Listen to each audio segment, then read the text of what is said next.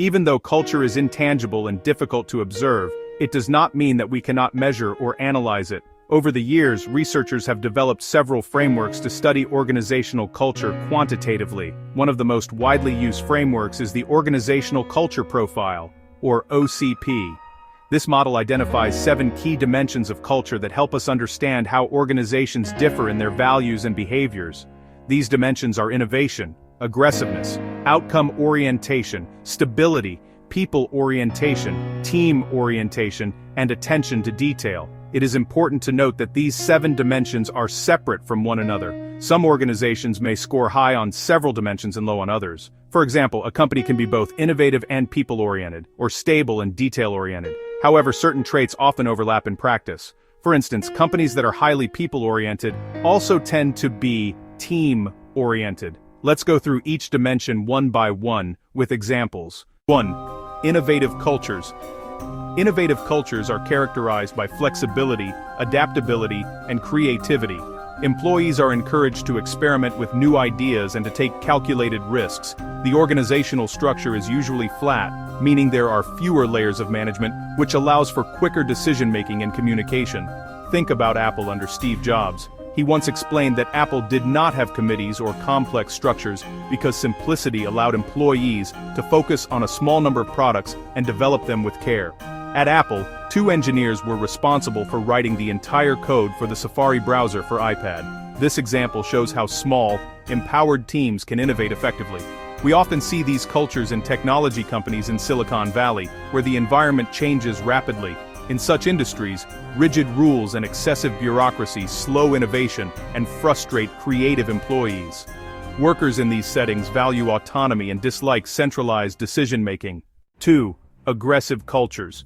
Aggressive cultures emphasize competitiveness and outperforming rivals. Success is often measured by how much the organization wins, even if that means taking risks or pushing limits. However, an overly aggressive culture can have serious downsides. A famous example is Wells Fargo. The company's sales culture was built on extreme targets and a win-at-all-costs mentality. Employees faced so much pressure to meet unrealistic goals that many began opening fake accounts for customers without their consent.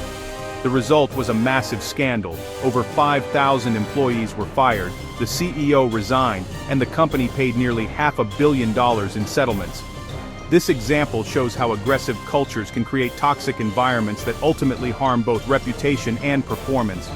If you are interested in learning more about this case, you can watch the Dirty Money documentary on Netflix, which features a full episode about the Wells Fargo scandal. 3. Outcome-oriented cultures. In outcome-oriented cultures, performance and results are the top priorities. Employees and managers are held accountable for achieving measurable goals. A good example is Nordstrom, the retail company. At Nordstrom, a large portion of employees' pay is based on commissions, and performance metrics are openly shared so that employees can compare their results.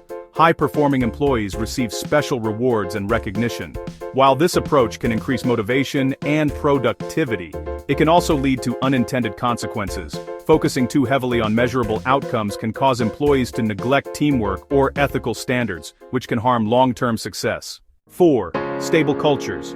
Stable cultures emphasize consistency, predictability, and formal structure. These organizations value rules, clear procedures, and steady operations. Stable cultures are often found in government institutions and large corporations. For example, General Motors historically struggled with a bureaucratic and slow-moving culture. Decision-making took too long, and engineers continued working on projects long after it was clear they would fail. The company's dress code used to be 10 pages long until the CEO replaced it with a simple 2-word policy: dress appropriately.